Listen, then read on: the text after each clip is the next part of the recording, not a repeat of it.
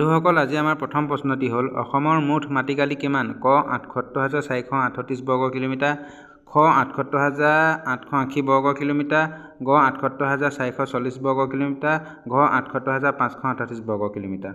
আৰু আমাৰ শুদ্ধ উত্তৰটি হৈছে ক ৭৮,৪38 বৰ্গ কিলোমিটাৰ। আমাৰ পিছৰ প্ৰশ্নটি হ'ল কাজিৰঙা ৰাষ্ট্ৰীয় উদ্যানক কিমান চনত বিশ্ব ঐতিহ্য ঘোষণা কৰা হৈছিল? ক ১৯৮২, খ ১৯৮৫, গ ১৯৮৭, ঘ ১৯৯২।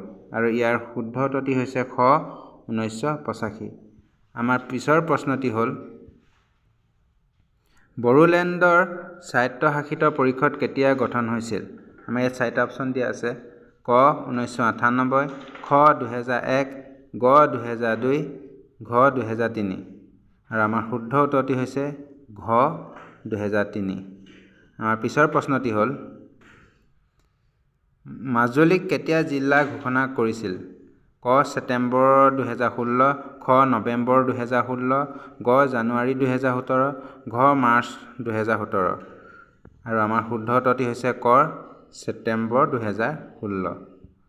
আমাৰ পিছৰ প্ৰশ্নটি হ'ল ভাৰতৰ ভিতৰত অসমৰ কোনখন জিলাক কাৰ্বনমুক্ত ঘোষণা কৰা হৈছিল? ইয়াত চাৰিটা অপশ্যন দিয়া আছে। ক ধেমাজি, ঘ মাজুলী, গ নাগালেণ্ড, ঘ যোৰহাট। আৰু আমাৰ শুদ্ধ উত্তৰটি হৈছে খ মাজুলী। আমাৰ পৰৱৰ্তী প্ৰশ্নটি হ'ল কছাৰী ৰাজ্যৰ ৰাজত্বকালত কছাৰীৰ ৰাজধানী কি আছিল? ইয়াতো চাৰিটা অপশ্যন। ক গোলাঘাট, খ ৰংপুৰ, গ মুছলপুৰ, ঘ ডিমাপুৰ। আৰু ইয়াৰ শুদ্ধ উত্তৰটি হৈছে ঘ ডিমাপুৰ। আমাৰ পৰৱৰ্তী প্ৰশ্নটি হ'ল আহোমৰ ৰাজত্বকালত কোনে পাইক ছিষ্টেম আনিছিল? ক মোমাই তামুলী বৰুৱা, খ প্ৰতাপসিংহ, গ লাচিত বৰফুকন, ঘ ৰুদ্ৰসিংহ। আৰু আমাৰ শুদ্ধ উত্তৰটি হৈছে ক মোমাই তামুলী বৰুৱা। আমাৰ পৰৱৰ্তী প্ৰশ্নটি হ'ল অসমত চাহৰ আৱিষ্কাৰ কেতিয়া হৈছিল? ক ১৮২৩, খ ১৮২৪, গ ১৮২৬, ঘ ১৮২৫।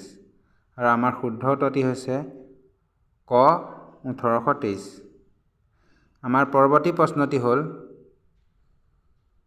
মোগল আৰু আহোমৰ মাজত ইটাখুলিৰ ৰণ কেতিয়া হৈছিল? ইয়াতো চাৰিটা অপশ্যন দিয়া আছে।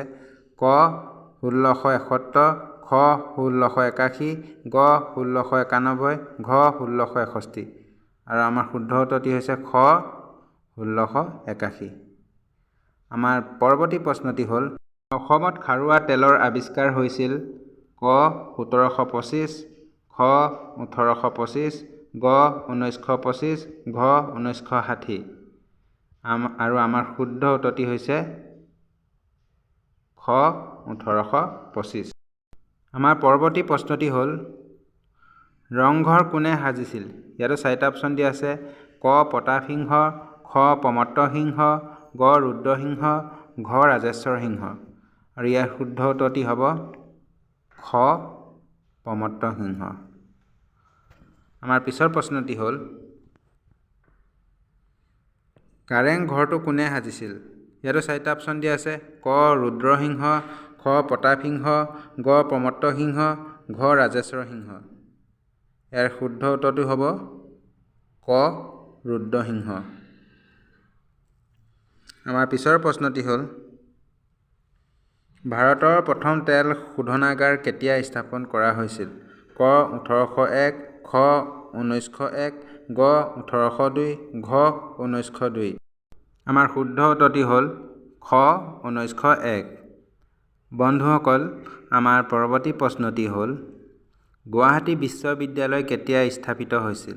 ক ১৯৮৪, খ ১৯৪৮, গ ১৮৭৪, ঘ ১৯৪৫। আৰু আমাৰ শুদ্ধ উত্তৰটি হ'ব খ ১৯৪৮। আমাৰ পৰৱৰ্তী প্ৰশ্নটি হ'ল মহাত্মা গান্ধীয়ে অসমলৈ কেতিয়া আহিছিল?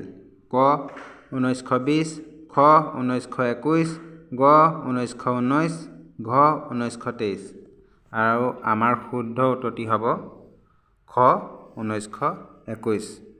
ধন্যবাদ বন্ধুসকল। যদিহে মোৰ ভিডিঅ'টি চাই ভাল লাগিছে লাইক কমেণ্ট শ্বেয়াৰ কৰিব আৰু ছাবস্ক্ৰাইব কৰিবলৈ নাপাহৰিব। ধন্যবাদ।